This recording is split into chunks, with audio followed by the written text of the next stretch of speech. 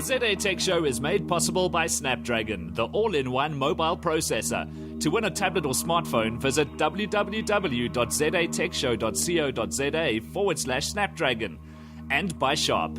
Check out the amazing new Sharp Interactive LED at www.sharpinteractive.co.za.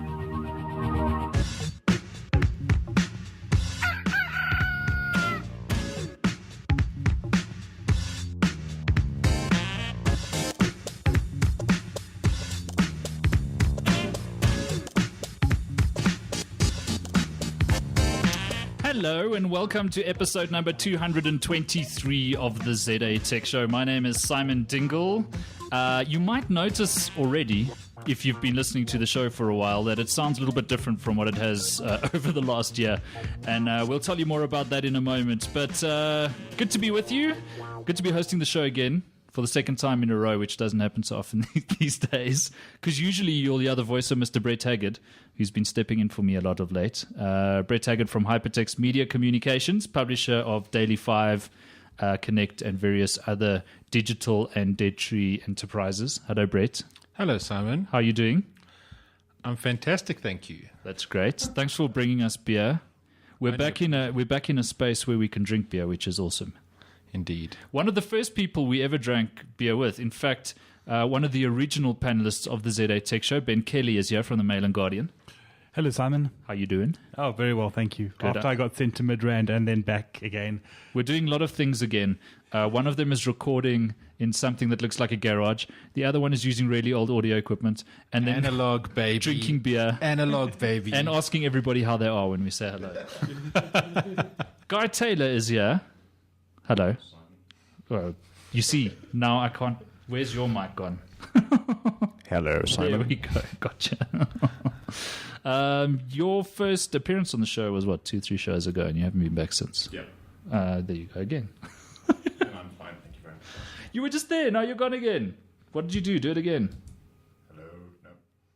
Oh, my Is it not maybe the other mic? I don't know. I don't know what I've done. This is fun. I can just keep talking until... We haven't had problems like this for a while on the show. I wonder if it's... You were just there. Only when Brett hosts it. Yes, indeed. Then there are always problems when I host the podcast. All right. You may or may not be there. 6. This is very professional tonight.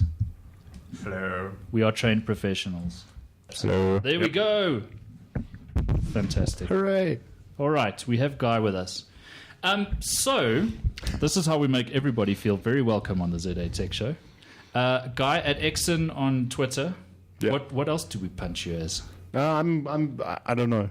Do we punch your company? We can fund the company. Okay. Tenlay is a great company. Tenlay is a great company. Tenlay is a great company. What have you been up to at Tenlay of late? How's things going there? We're busy working on version 2 of the base CMS. Because we do CMSs for newsrooms. Yes. And that's going to be really, really sexy. It's really quick. It's really fast. It's the same as being really quick. And yeah, whole new architecture. Really cool stuff. And your business partner, Jason Norwood Young, is in Cape Town now. Yeah. How's that working out? Sure, dude, it's tough. It's tough. Do you Skype or do you hang out? Or? We set up an ADM chat room. So it's the three of us. There's 2 of us up here, 1 down there. Okay. And yeah, try and keep online and IM as much as possible. I've always, the virtual organization thing. It works if you can make it work. Yeah, it's work though. That's good. Are you finding a benefit to having feet in the ground in Cape Town as well? I will answer that question honestly. I'm sure Jay loves it. Well, he has to settle in, sort of get the lay of the land. Totally. No, he's loving it. I'm sure he's loving it. All right. Well, it's good to have you back on the show. Thank you very much. And yes, that's fantastic. So we should talk a little bit about where we are and why we're having to tap microphones and why things sound a little bit different tonight. We're sitting in a room with a decent view for what's on offer in Johannesburg. You can see other shops. But this will become the permanent residence of the ZA Tech Show and some other shows that we will start talking about over the coming weeks. At the moment, this is just the shell of a studio. It's starting to look pretty awesome. We've put in some glass. We've stuck some stuff on the wall. We've installed a television, but we're still a big using television, not just any television, a big television. a very big television. It's a BFTV. But we're still using some of the old equipment that we actually started the ZA Tech Show with. So it's kind of back to basics. It feels like we hit the reset switch by a few years. I think it's fantastic. It's so cool. I mean, I feel good about it because I was the one who lugged that gigantic hulking desk across 3 international airports for like 24 hours while I was bringing it back a couple of years ago. So it's nice to see that fantastic desk being used, our old mics, and the fact that we can still do this with like non-digital, non-hardcore, non-couple of million rands worth of studio. I think that's really rad. One thing we need input on is we're deciding what to do with video. So the ZA Tech Show started as an audio-only show. And at the moment, if we track our downloads and the channels that people listen on, audio is still like well above 95% of the way that people listen to the show. A lot of people listen on Stitcher. That's growing nicely. But the bulk of our listenership either subscribes to the XML for the podcast, for the MP3 version of the show, using a podcatcher or via iTunes. And so we've been doing video for a while. We called it a very long experiment. And we loved video, and it was fun, and it allowed us to do some interesting things that we couldn't do with just audio, obviously. It did mean that we had to produce the show in such a way that it worked as both audio and video. But we're finding that video is a constraint in a bad way as well, because we used to enjoy doing things like getting out on the road and going to conferences and doing the show live from conferences. And it's not impossible to do that with video, but given the bandwidth situation in South Africa, it's very difficult to do that live. It also means you're lugging twice the equipment and 3 times the people around. And it makes doing the show really, really tricky. And so we've decided to go back to basics tonight. Do the audio show again. We're using our old equipment. We're waiting for the new stuff and the new fittings that need to come into the studio and all the rest of it. But we want to hear from you. If you think there's a good reason for us to continue doing video, then let us know. So far, we've been chatting to listeners and fans of the show and friends of the show and sponsors, and they all feel that audio is the business and videos are nice to have. So what we may do is mount some cameras in the studio and go, okay, we'll do a Google Hangout or whatever, and you can watch us doing the show when we're in the studio, but we're going to get out of the studio sometimes, do it from other areas, from other studios as well, and then you won't have video. Another thing we also do have the freedom to do, and I'm going to twit pick a photo of just how mad things look in the studio right now. But when we bring bits and pieces in, what we might do is just almost in a Tumblr type fashion, take a couple of pics of it, so it becomes a nice complement to the audio. So you can always go and look on the website what we were talking about, picture of the laptop next to your head, or whatever the case is. And then we'll get some guy to come to your place to play an organ while that's happening, so you can watch the twin pics moving very, very quickly while we speak, and some dude playing on an organ in the background will be Absolutely, fantastic. that'll be great. Indeed. But So a far the proper pipe organ, though, not any organ. We're all about the quality and the authenticity here. So far the consensus on the chat room is that we don't have the face for video. So we've got faces for radio. Suits me fine. Radio is where I started doing this thing, and you still do a little bit of radio stuff every Tuesday, video right? is silly business, man. I don't understand. Do people actually watch things? I don't know. But I don't. So that's the deal. That's why we sound a bit different tonight. But that's not what the show's about. So what we actually do is talk about technology. So let's try some of that. Enough of the ZA podcast show. ZA podcast show. It's very meta. Yeah, because as you can also tell by our audio stream tonight, we know we are experts in that department either. We do know a thing or two about tech, though. Where should we kick off? It's been a pretty quiet week for technology. I think if you collected a couple of bucks every time we started the show by saying that, you'd probably be rich by now if you've been listening since the beginning. But it has been a quiet week for tech. There have been some leaks of iPhone 5s, which I haven't found particularly interesting. One thing that has been quite interesting is some hints of what the new Kindle lineup from Amazon looks like. They've got an announcement coming in not too long. And, I mean, we're basically looking at a new Fire and some new e-ink Kindles with, what are they calling it? Paper white screens, Ben? Yeah, it looks like what they're doing is actually backlighting a e-ink screen. So it'll give you a much whiter thing. And half the battery life. And they still reckon you get a really good battery life. I mean, like 20 hours or 30 hours or something like that. And you can read in the dark, which is something you can read couldn't in do with the dark, previous generation. Yeah. So, I mean, that would be really cool if that's true. I like the idea of a whiter screen. I've never been a big fan of the grey screen. It was always a bit of a compromise, I think, in terms of, that's what we have to do in order to get an e-ink screen to get the battery life and to get the thinness. But, I mean, it looks like it will just be the top of the range, the Kindle Touch. Or not the top of the range, the top e-ink of the e-ink range. So the other Kindles that will probably still have the grey unbacklit screen. Yeah. So it'll give people options as well, and I think it'll answer some of the questions that people have. If you've got a e-ink screen which is really well visible in broad daylight, which is one of the big benefits of e-ink, plus you've got the backlit thing for when it's a bit darker, then maybe you've got the best of both worlds, as Miley Cyrus used to sing. Maybe I'm crazy though. Backlit screens really don't work for me. They tend to hurt my eyes quite quickly. Surely, if it's too dark to read, you can turn a light on. Yes. That was the whole idea with Kindle, though, is the whole like paper and the e-ink kind of vibe, is that from a battery life perspective, you wouldn't need the backlight because obviously it conserves power not having a backlight. And the fact that it was very paper-like, so that you could shine a light on it quite easily, and it wouldn't be overly glary or unlike reading a book. Maybe you can turn the backlight on and off. Do we know that? I would assume so. Because that I could go for. Yeah. Sure. In the odd occasion where I'm in a cave and I need to read, switch on the backlight. Ben lives in a cave, so Yes. I can see how it's immediately handy as for the Ben. resident cave dweller, I can just think that if you're on an airplane where it's a little bit darker and you want to read and you don't have, you don't want to turn on those hideous airplane overhead lights because they don't really work all that well, then a Only backlit alert screen. people to the fact that you're using your electronic device during a landing or takeoff. then maybe it is a nice option. It gives you.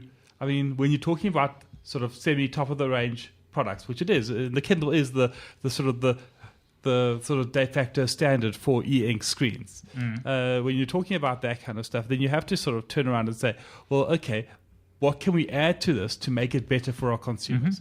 And if adding a backlight, which you can then turn on and off, or that turns itself on and off depending on the amount of ambient light, then that's a real bonus. I mean, that's what differentiates yourself from the Gobies of the world and all these other guys. As somebody who doesn't live in a cave, I have not sure, but I have a really fantastic idea about how you could make Kindles better and better and better. yes.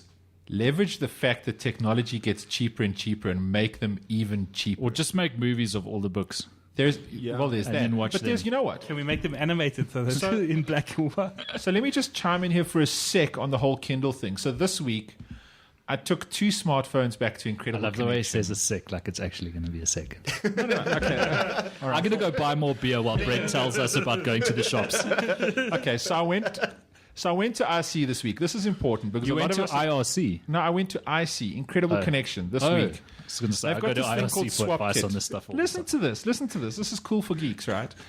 You can take your old stuff Sure it back is. and they will give you cash for your tech, right? So I took 2 old smartphones back to Incredible Connection. Disclaimer, Incredible Connection gives Brett a lot of money.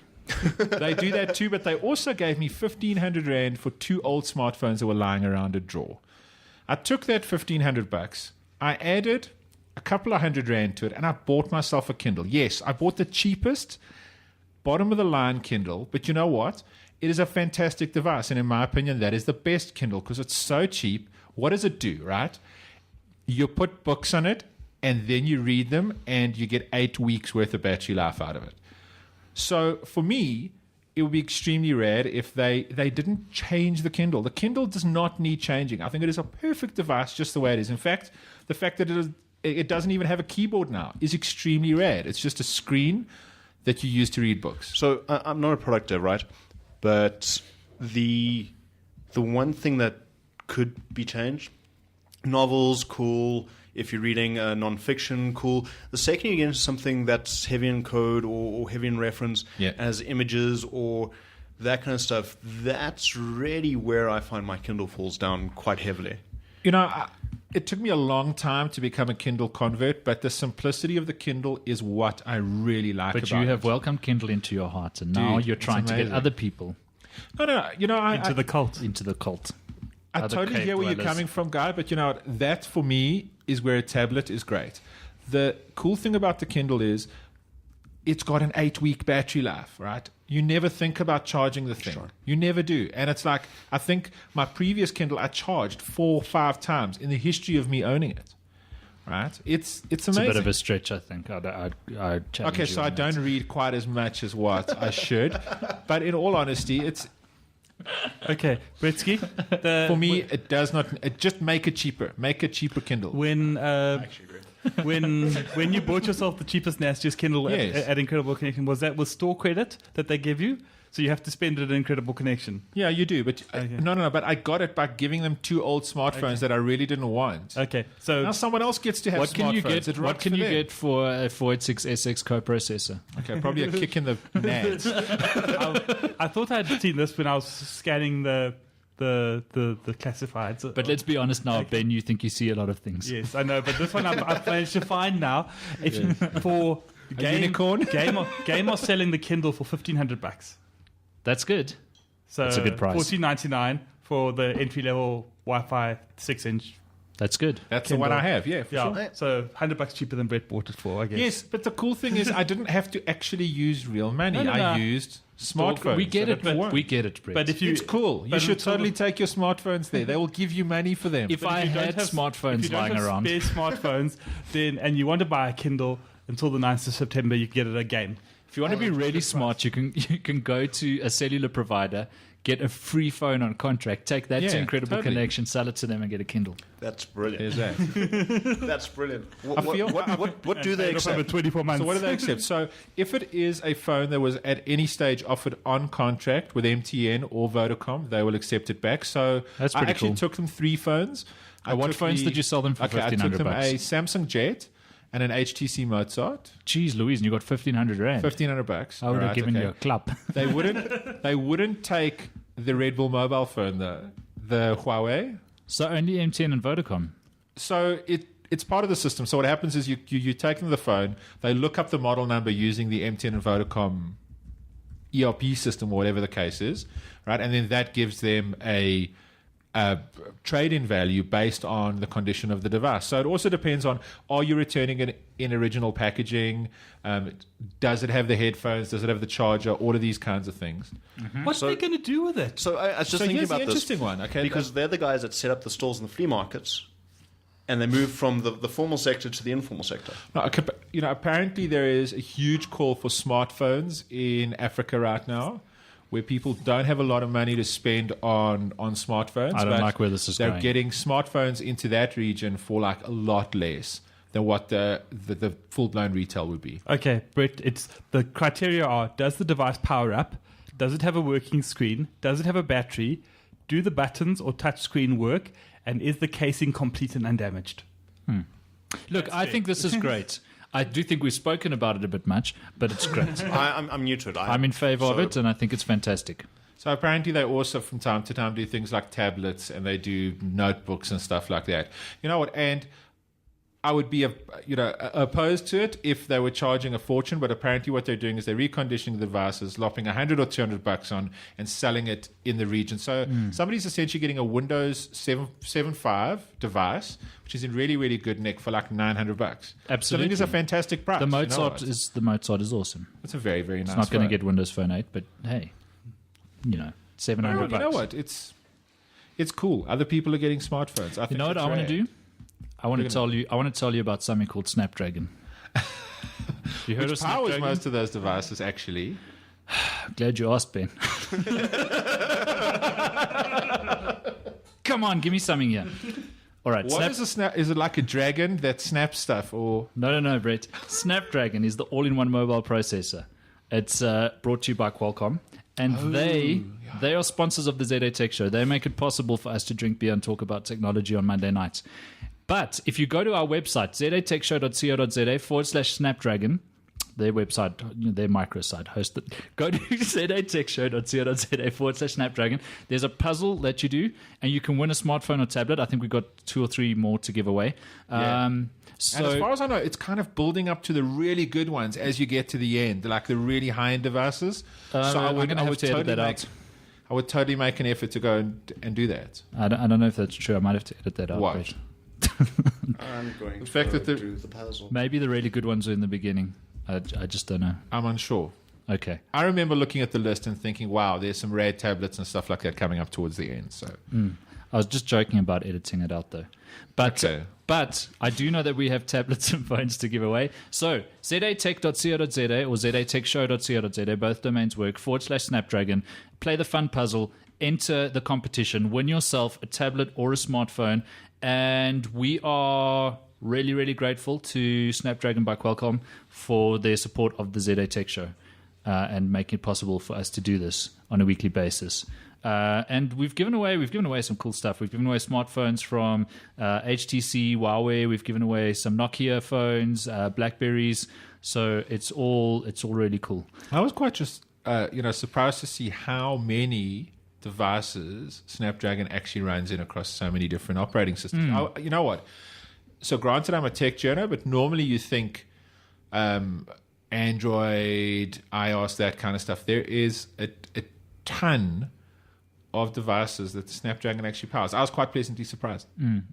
Definitely. All right. So yes, thank you to Snapdragon and Qualcomm for supporting the show. And now I feel like we've discussed the Kindle enough. There's some new Nokias on the way. Does anyone care? I do. Okay. As somebody who's possibly in the market for a new smartphone sometime in the near future. So Windows Phone 8 launches around the same time as Windows 8, right? Yeah. In October. Yeah, so they're announcing Windows Phone 8. Samsung have announced one already. Yes. So but I mean, it's not available yet. It'll be available later this year. Yeah. But, again, Microsoft's being actually quite tight-lipped around exactly when the 8 devices are going to actually get into the market.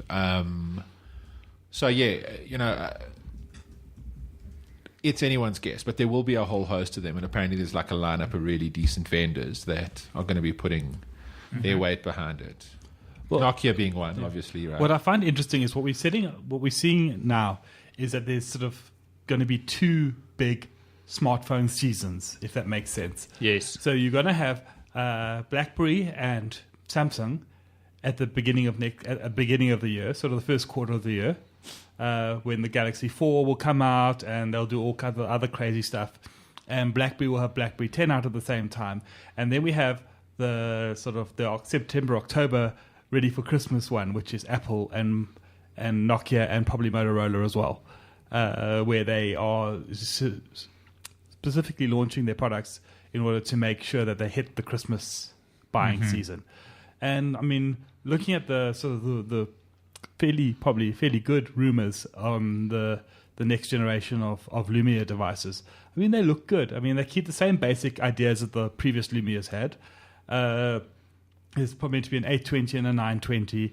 But what I really think is nice is that they're including stuff like cordless charging, so induction charging. Yeah, that's cool. And stuff like that. So that's like a nice, it's a nice step up to the game. So I'm going to go out there and say I think we're going to see a Nokia tablet announced for Windows 8. Totally. Makes so much sense. I was in New York a couple of weeks ago and I saw the new ThinkPad Tablet 2 from Lenovo, which Very is... nice, eh? It's absolutely awesome when you actually play with it. It's super thin, super light. The battery lasts forever. Really, really solid tablet. And I think Nokia's going to want to get into the space as well. Look, it makes sense considering how much weight they're going to be putting into Windows 8. The fact that there's a reference design out from Microsoft already. The one thing that will be interesting to see in terms of the handsets, though, for me, is Windows 8 requires 10-finger touch in order for it to be a Windows 8 touch device. Yeah. It's unclear whether that's going to be the case on a smartphone or whether, in fact, you can actually get 10 fingers onto a smartphone screen. But yeah, I think they'd be really silly not to launch a tablet of some description. It's very, very close. I think some of the bonus and some of the coolness of Windows 8 is the fact that it can be on a notebook, desktop, tablet, and his phone at exactly the There same time. must have been some really interesting discussions between Nokia and Microsoft, given the amount of work that Nokia put into marketing the N900, which Microsoft then basically nerfed with the announcement Should that it can. won't run Yes. Windows Phone 8. I mean, it's a phone designed for serious geeks, none of which are going to want a phone that's going to have a relevant operating system for 4 months and then... I still really want to get some of the reasoning behind that, because my best guess right now is that there isn't too much from a hardware perspective that precludes that device from running Windows 8.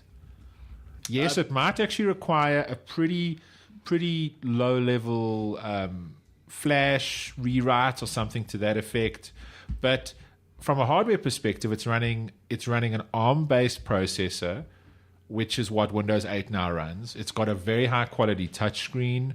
It's got sufficient memory. It's got all of those other peripheral devices that would be required. I just don't understand why they've done this. It really is a bit of a kick in the teeth to Nokia. Still, a couple of months later, I look at it and I kind of go, wow. I'm very, very surprised by that. I think when it's hard to say why they would have done that. When we see the new devices announced later this year, and we see what Samsung and HTC are cooking up and all the rest, it'll probably make sense then. But now it's difficult to guess it. I mean, I can't think of a good reason for the why interesting they would have. one for me, just in terms of the future of Windows 8. I was at Gartner Symposium this week in Cape Town, this last week, and they believe Windows 8 is going to be one of the big four smartphone operating systems, hands down. They're not. In fact, by They're not the only 2015 ones. No, by 2015, they reckon it's going to be it's going to be like number 2. Was in it the world. Canellis who put out the projections for 2 years where they saw Windows Phone 8 sort of but growing massively to Yeah. the size of the iPhone within the next 2 years, sort Second of or third 18% in of the market, yeah. which is Pretty interesting. big, yeah.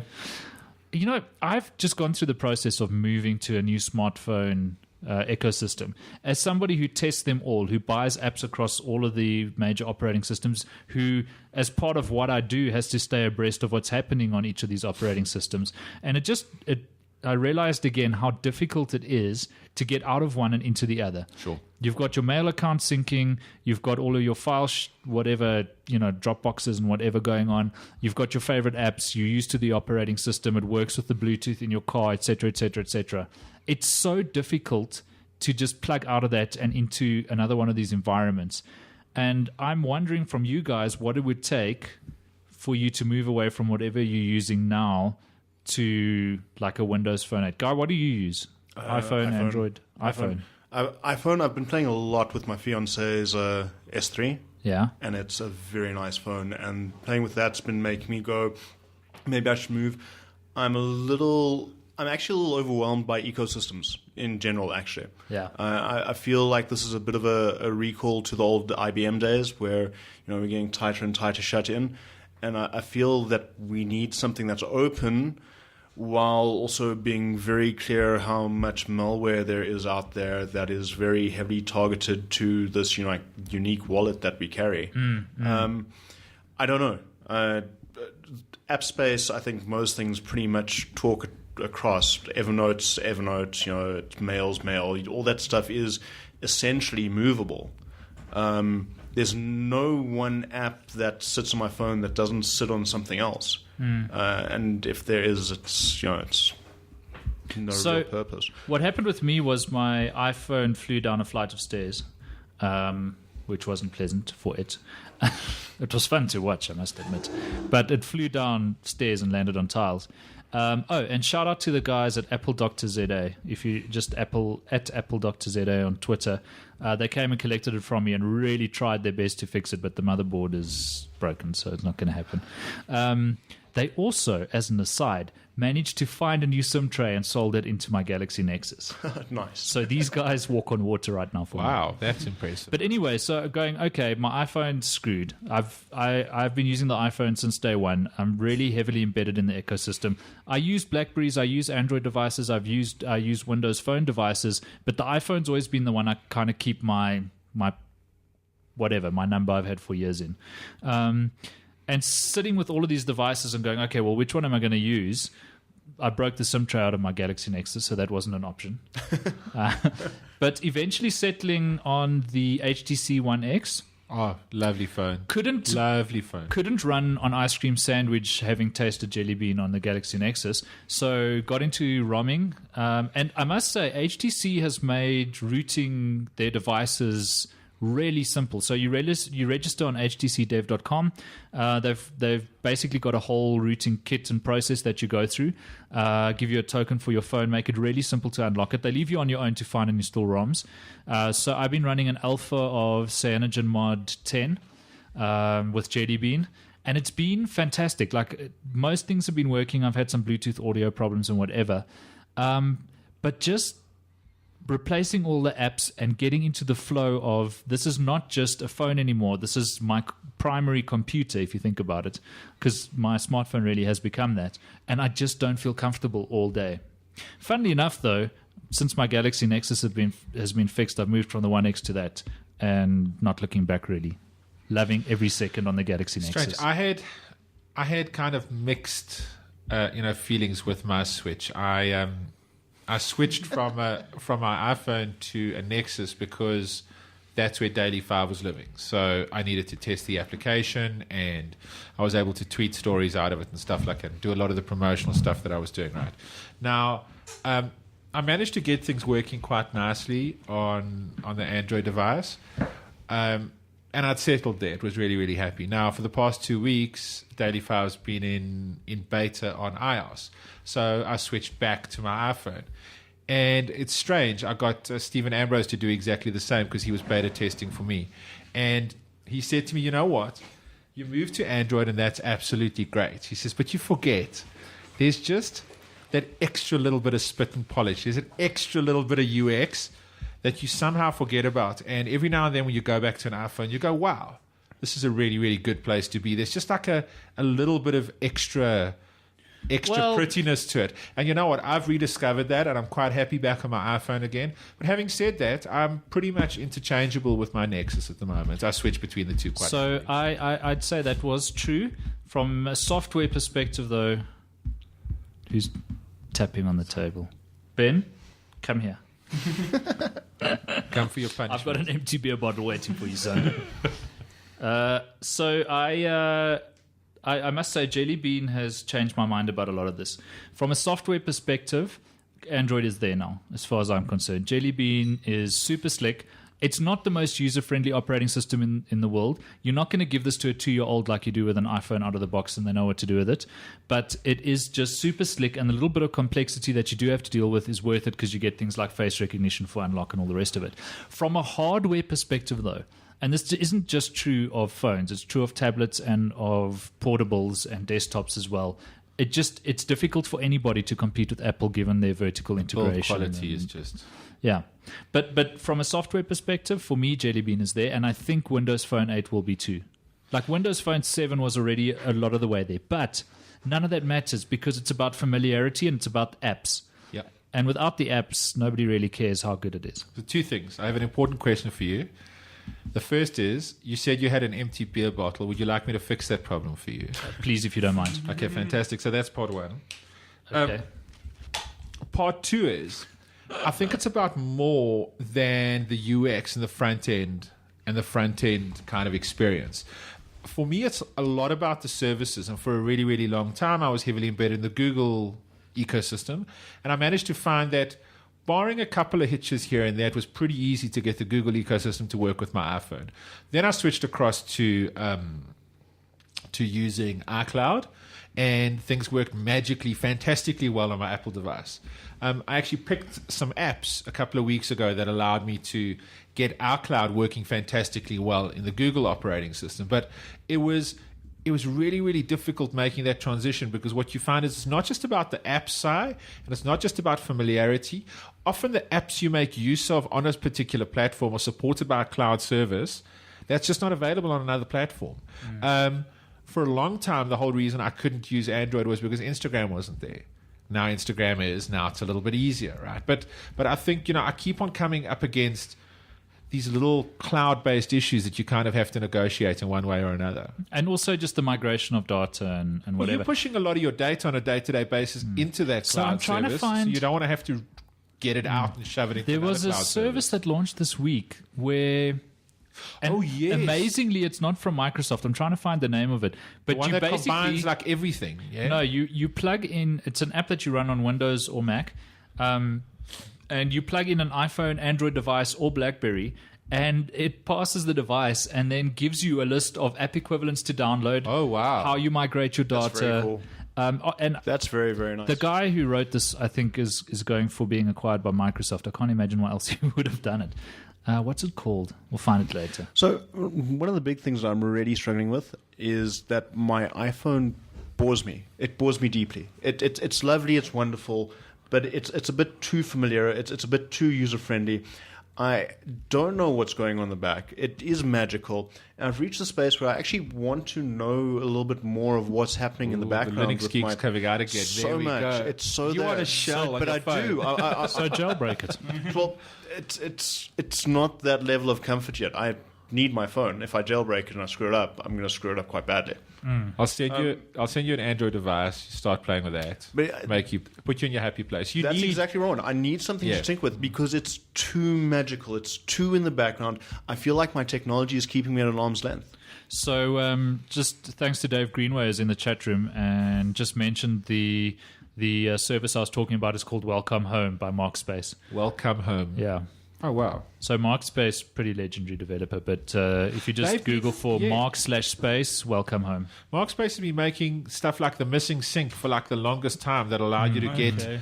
data from like one device to another device really, really easily. Yeah. It was Until Google Really ruined cool his stuff. business model. So what Yeah, this there's does that. is you plug in your iPhone, for example, it goes and finds you app equivalents for everything that you had on your iPhone in Windows Phone. So, for example, if the app's available on Windows Phone, it'll tell you. If it's not, it'll find a similar app that does the same That's thing. very awesome.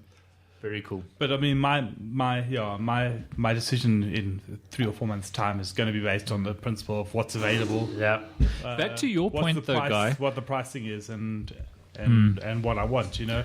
And if the iPhone 5 is too expensive, and there's a really good deal on a good Windows phone or a good Android phone, then maybe I'll just take that. But back to what Guy was saying, I do miss things about my iPhone, that comfort zone, whatever. But what I miss most, and surprising maybe to some, but the thing I miss most on my iPhone is the camera. I used to do a lot of cool things with the camera on my iPhone using Snapseed and PicFrame and other applications. The camera on the iPhone, this was the 4S I was using, really is pretty much second to none. And even on the 1X, where the camera is phenomenal, big things like the camera on the 1X is much faster than the iPhone. You can snap off like tons of shots sequentially and it stores them a lot quicker, gets you back into the camera app a lot quicker. You know, everything's more fluid. But just the quality of the camera, I'm battling. The Galaxy Nexus is nowhere near, and even the HTC One X, which has a really good camera, still not quite there. Can I tell you what freaks me every time I move back to my iPhone, though? And I feel a lot more comfortable on my iPhone. But the one thing I miss without fail, screen size. After a couple of weeks of using an Android device with a really, really big screen, you switch back to an iPhone. I have the and opposite. You feel like you've been closed into a cubicle. You know, it's like you feel a bit claustrophobic. It's I have the strangest opposite. thing. Anything over 4.2 inches at a push is too big. Wow, And I was using the Omnium 7, was it? The Samsung Omnia 7. It was the first Windows 7 device. Oh, yes, Windows I had 7 one of those devices, which I got stolen, but I forgot to claim from insurance.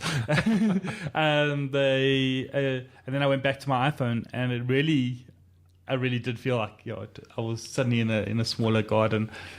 I have the opposite. I find that the iPhone screen size at 3.5 inches is almost perfect for me because I can use it with one hand. I can read in bed, which is really nice. On a plane, wherever. It to me, the device disappears and it becomes all about the app or the content I'm engaging with because it's just not awkward to hold and I can get stuff done.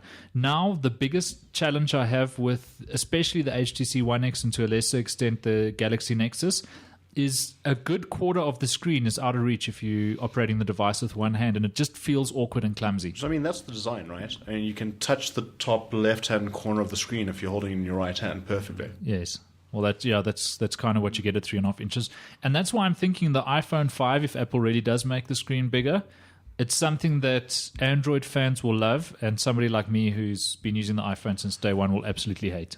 So in terms of speculation and wild predictions, because that's something we never do on the show, is actually like speculate wildly and predict what's coming down the line.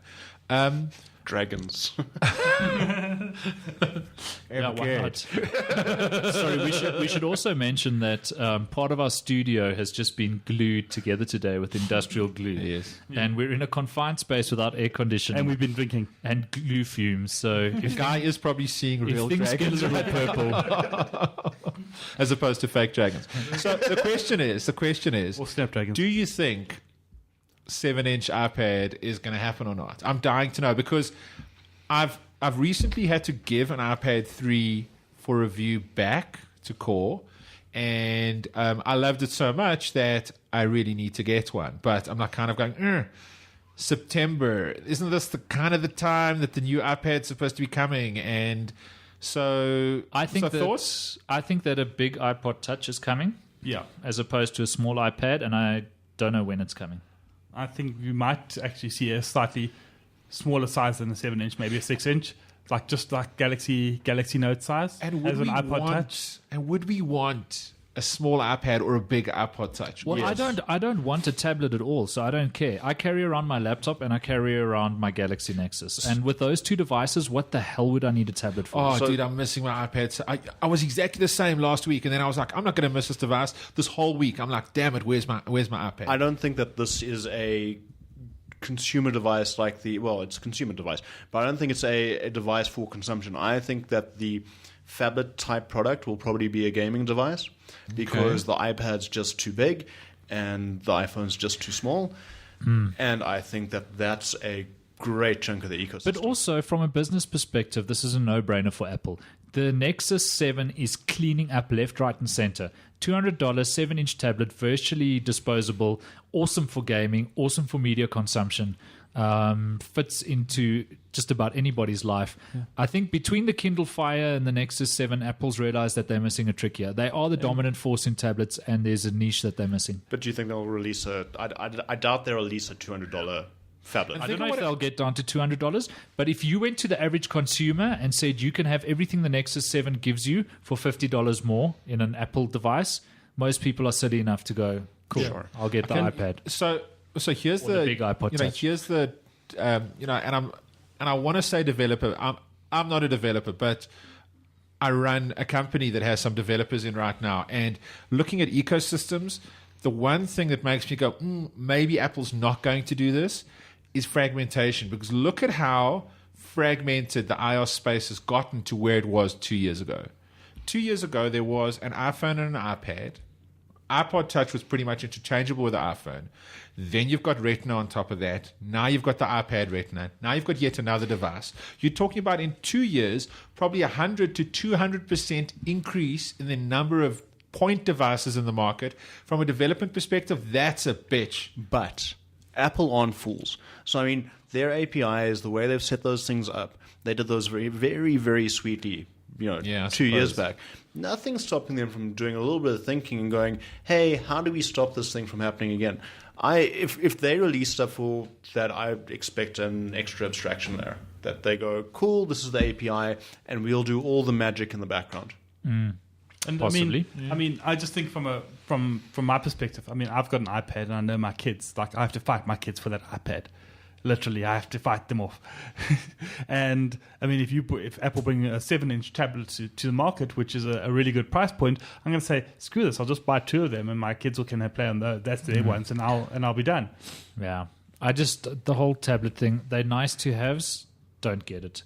It's like when the iPad first came out, there was that guy, and I mentioned this on the show before, who wrote the thing about the iPad being a crock pot. Now, a crock pot was a product that was shipped in the 60s. It was a kitchen device.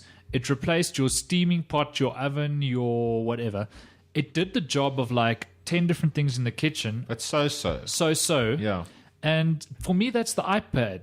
It does some of what my laptop does, but only so-so. It does some of what my phone does, but only so-so. It does nothing really bloody well, not even games. Except and so I'm for going... playing video for 10 hours on end. That's the one thing I keep on missing. I traveled a lot over the past week, and I was like, And my damn it, where's Galaxy my Nexus does iPad, too. man? Oh, My Galaxy Nexus But does you're it just also fine. like 2% of people that travel. yeah, a I lot. suppose. I love the I don't use iPad. my I think it's a tablet. great product. But for me, it's a nice to have. The kids love playing games on it. I find it mildly amusing. I don't know what to do with it. I don't. I actually agree. I don't use my tablet at all. I've got an iPad 1 and it's going to stay at a 1. I use my Kindle. But when I saw the IdeaPad, sorry, not the IdeaPad, the ThinkPad Tablet 2 from Lenovo, that was the first time I went, well, maybe I could leave my laptop at home now. Because I can't work on a tablet. I need my laptop to work, and I pretty much only work. So I need to be able to work from anywhere. So there's never going to be that time where I can go, okay, I can take my tablet and not my laptop. And if I'm taking my laptop anyway, why the hell would I want to take my tablet? See, but the Transformer did that so well. I remember how impressed I was with the Transformer. It was the first time I got a sense for the fact that Asus was pushing damn hard again. Nice idea, but all it actually gives you is a keyboard. It's still not a laptop. I still can't multitask. I still can't run 15 hours of Microsoft battery life. Office. I still can't be productive on it. I can't run Photoshop. I can't, etc. I cannot create things on it. Tell you what I am, strangely enough, looking forward to, and this might also be really, really good timing just to wait, is I think the Surface is going to be a really, really nice device. It just looks like good build quality. Microsoft classically does make really, really good hardware. When they actually do make hardware, it tends to be really good. I kind of like the fact that the only non-Metro applications it'll run will be Office. So that'll give me access to Office, but it'll do all of the things that a tablet does so well in terms of like the bitty consumptive kind of bits and pieces, which I think is cool. Yeah. So we are running out of time, and we still need to do our picks of the week. If you're listening to the show for the first time, this is where we pick technology, hardware, software, whatever that we found interesting this week or that we've been enjoying. It can be old or new or whatever. It's a fun part of the show. But before we do that, I want to mention our other sponsors of the show, Sharp. If you go to sharpinteractive.co.za, you can find out more about an amazing new product that Sharp has in South Africa. It's the Sharp Interactive Whiteboard. It's basically a big-ass LED. You can write on it, draw on it. You can bring up files and annotate on it. You can even patch people in on video conferencing. It's got a camera attachment. And then when your meeting's over, you can ship off the notes to everybody. So unlike your regular whiteboard where you make those really well thought out sort of really brainy sketches that then get cleaned off the board and nobody remembers, in this case, you do all of that and then you email it to everybody who's in the meeting, or you email it to yourself, add it to your Evernote. It really is an awesome product. In my opinion, something every boardroom should have. So to find out more, go to sharpinteractive.co.za, and we are very grateful to Sharp for supporting the ZA Tech Show. And now, to wrap up the show, we'll do our picks of the week. Should we start with Brett, because he's probably got 4? I've won. Yay! I've won, but it does about 1 million things. So, It's a crock pot.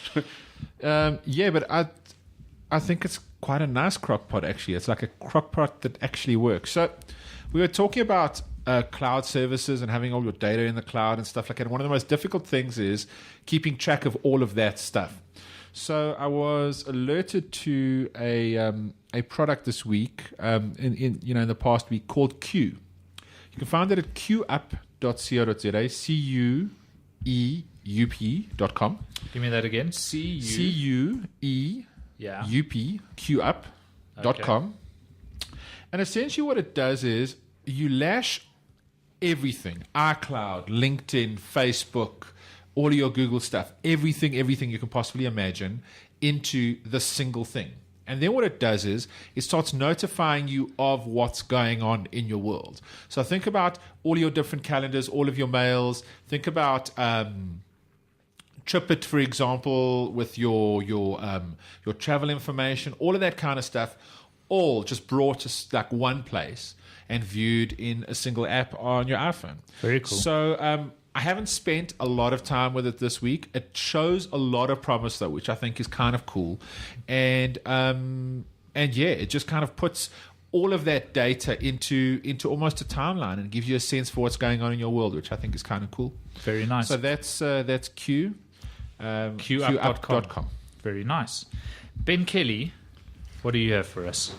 It's not so much a pick as one of those odd little things in macOS which you don't know about until you suddenly accidentally stumble upon it. Yes. And one of my colleagues stumbled upon it. And if you're in a native Mountain Lion application, so I think it only really works in Mail and Safari and things like that. And you literally if your mouse is over a word, you literally roll your fingers across the keypad. Mm-hmm. Then it automatically looks up the word in the dictionary.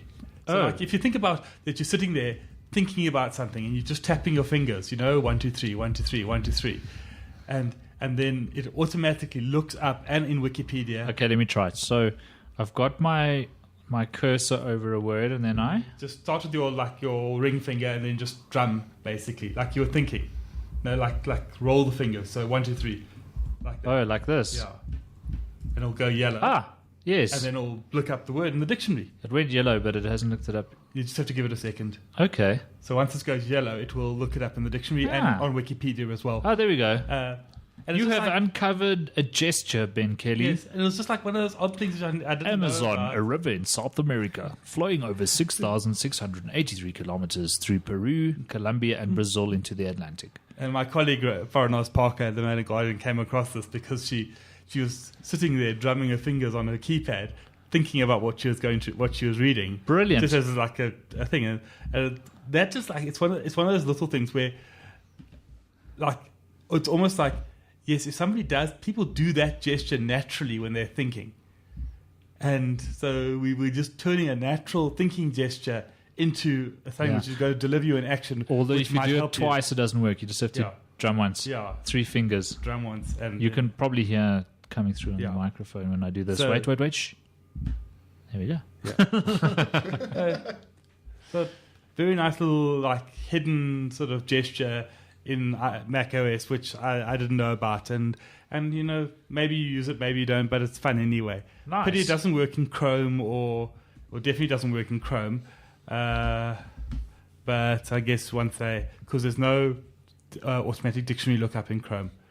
Because if you double click on a word in Chrome, it'll go through copy and search for addresses and stuff like that, and search in Google and stuff like that. It doesn't give you. It does have a lookup in dictionary one, but it's not the top option. Very cool. So yeah, Okay. I quite like that. Thanks, Ben Kelly. That's very cool.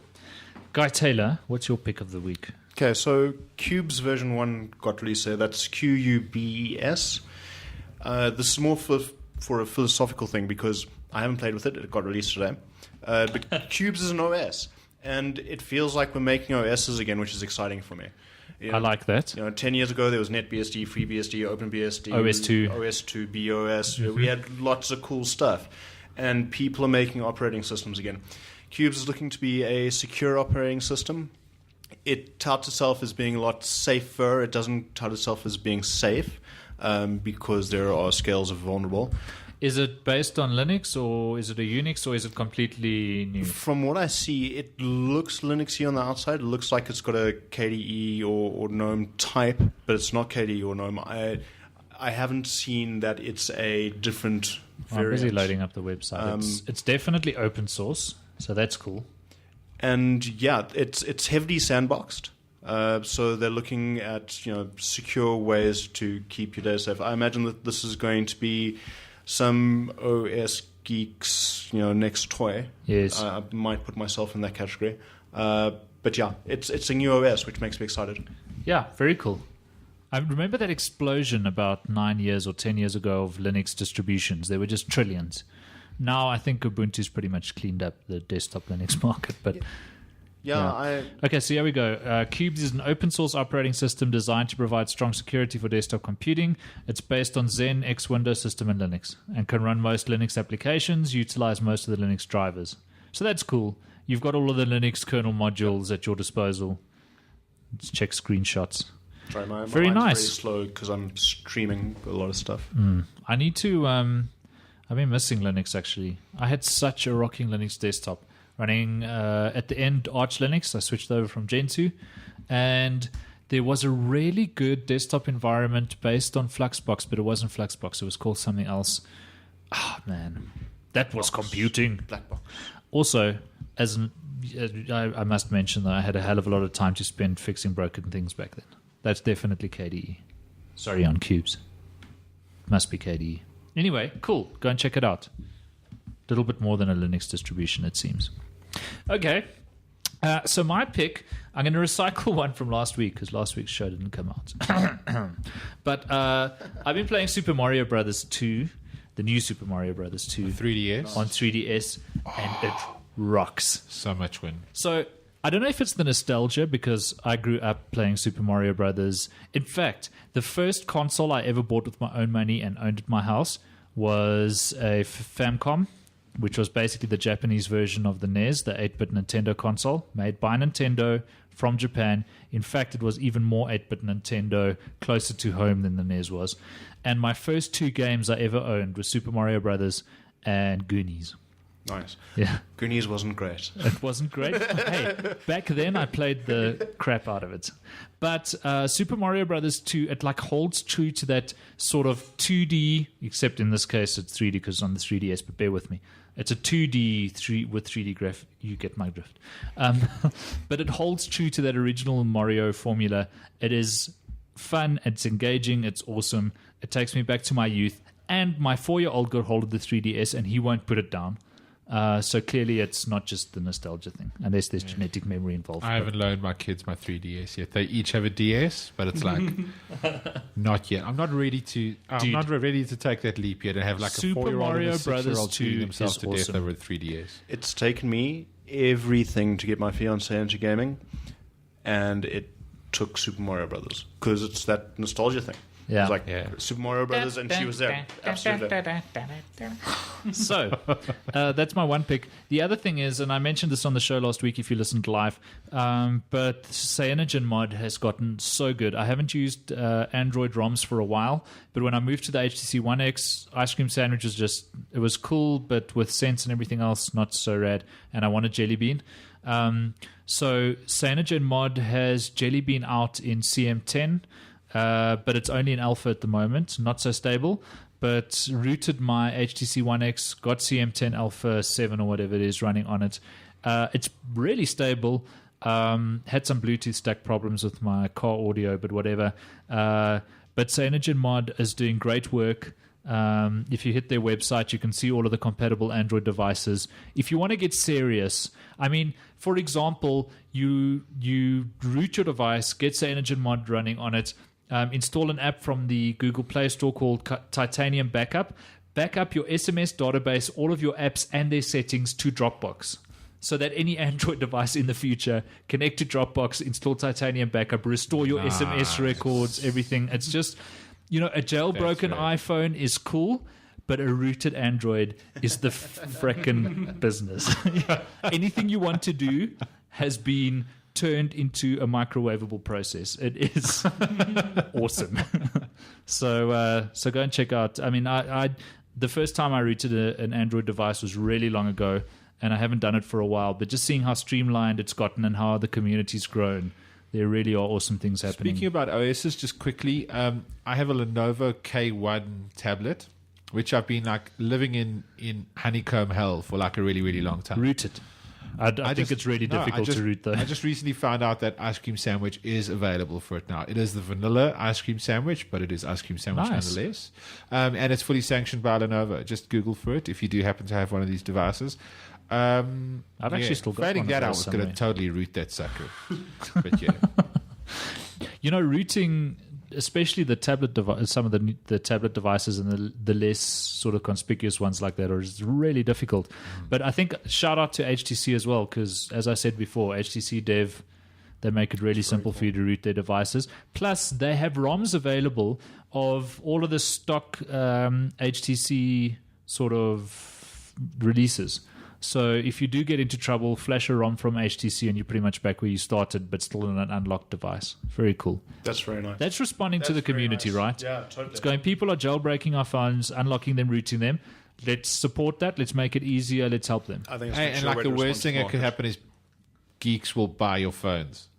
Look, I do think it comes from, I think HTC is pretty desperate at the moment, but they've got great products. And if you're into rooted Android devices, you want an HTC right now. Samsung has zero support for people who go the rooted route. Well, this conversation is going to make me buy one. So, One X.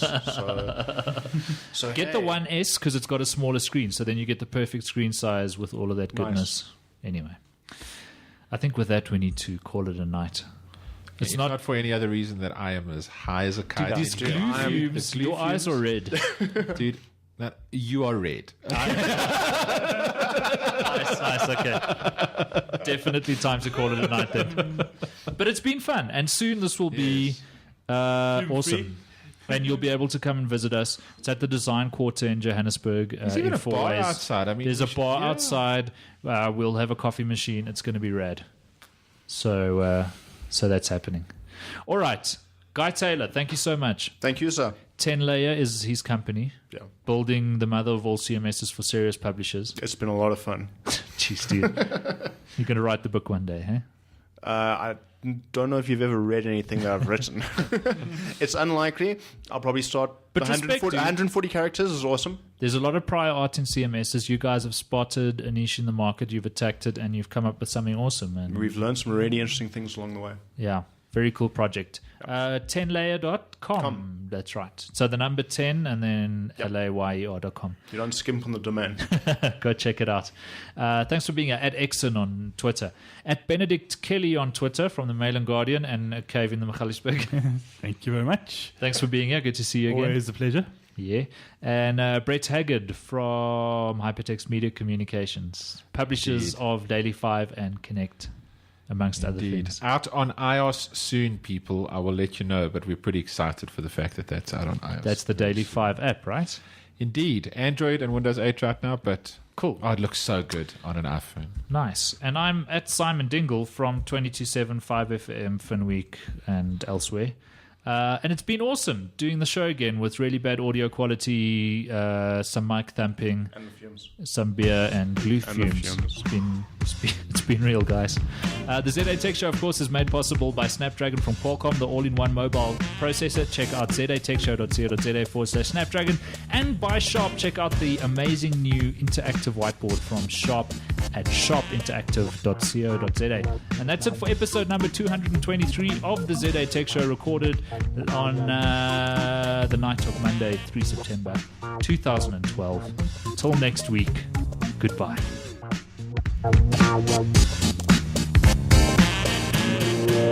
Wow.